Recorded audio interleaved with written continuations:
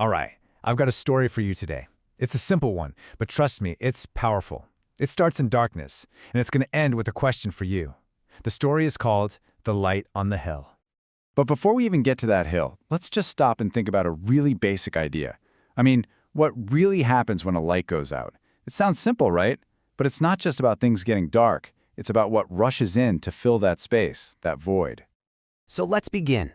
Our story starts in a village in darkness, and you can feel it, this heavy weight of fear.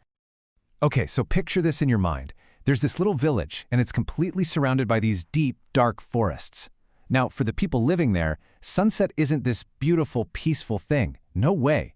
For them, it's a warning sign. It's a signal that their whole world is about to shift and that danger is right around the corner. And I mean, look at the difference here. It's like night and day, literally. Before the sun goes down, everything's fine, life is totally normal. But the second that darkness falls, boom, everything changes. Fear just takes over. And it's not just in their heads. The shadows are hiding real threats. We're talking wild animals, thieves. The night itself becomes the enemy. And here's the really tragic part. It wasn't always like this. They weren't always so defenseless. You see, they used to have this beacon of hope, an old oil lamp up on a hill that kept the darkness away. But it was broken, and it had been broken for years. It just stood there, this constant reminder of the safety they'd lost, leaving them completely vulnerable. Okay, but right when things seem hopeless, something's about to change. A little spark of hope is on its way, and it's coming from a place no one expected. So into this village that's just steeped in fear, a traveler walks in. And he's not what you'd expect.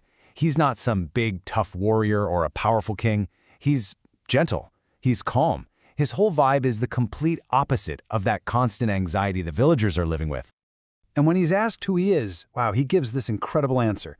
He doesn't just say, hey, I can bring you some light. He says, I am the light of the world. Think about that for a second. That's such a profound claim. It's a promise that goes way, way beyond just fixing some old lamp. And this guy isn't all talk either. He gets right to it. He takes action. And what he does next just perfectly illustrates his whole purpose. It's so simple, so direct. He climbs the hill, he repairs the thing that was broken, and then he lights it. Bam! With his own 2 hands, he restores the hope they thought was gone forever. And the results? They were immediate, absolutely transformative. I mean, the light didn't just make things brighter. It changed their entire reality. That forest that used to be so terrifying, now it's just a forest. People could finally find their way home safely. And those thieves who loved the dark, they didn't dare come near the place anymore. The whole village just felt reborn. So you'd think that's it, right? Happy ending, story's over. Well, not quite. This is actually where the real conflict kicks in. Because hope can be a fragile thing. And as they're about to find out, doubt? Well, doubt can be its own kind of darkness. It doesn't take long for that cynical, practical side to creep in. I mean, after everything they just gained, safety, peace, freedom from all that fear, some of the villagers start thinking about the bottom line. Why should we keep this thing lit, you know? Oil costs money. Can you believe it? They reduced this incredible gift to a simple expense on a balance sheet, weighing their safety against a few coins. And the consequence of that choice? It was immediate, and it was absolute. It wasn't a slow fade, nope. The second they put out that light, the darkness just flooded back in. And right behind it came all that old fear they had just escaped. It's such a powerful lesson, isn't it? Some lights, when you put them out, you're pretty much inviting back everything they were protecting you from. But this story, thankfully, does not end in darkness, because now we get to the part where one single person's faith, one simple act of remembering, changes absolutely everything. So, in the middle of all this renewed fear and probably a lot of regret, one person didn't forget, a little girl. And what's key here is that she didn't just remember the light, she remembered the words of the traveler who brought it, and she decides she's going to act on that memory. Every single night, without fail, she climbs that hill and she lights that lamp all over again. And when people ask her why she's doing it, her answer is so clear, so powerful. You see, for her, this isn't just a chore. She is living out a principle.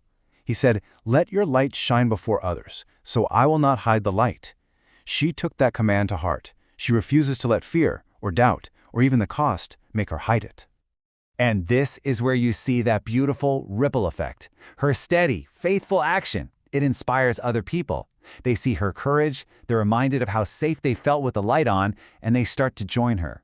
One person's personal choice turns into a whole community's commitment. And this time, that lamp never went out again. The village was finally, permanently, a place of peace and hope.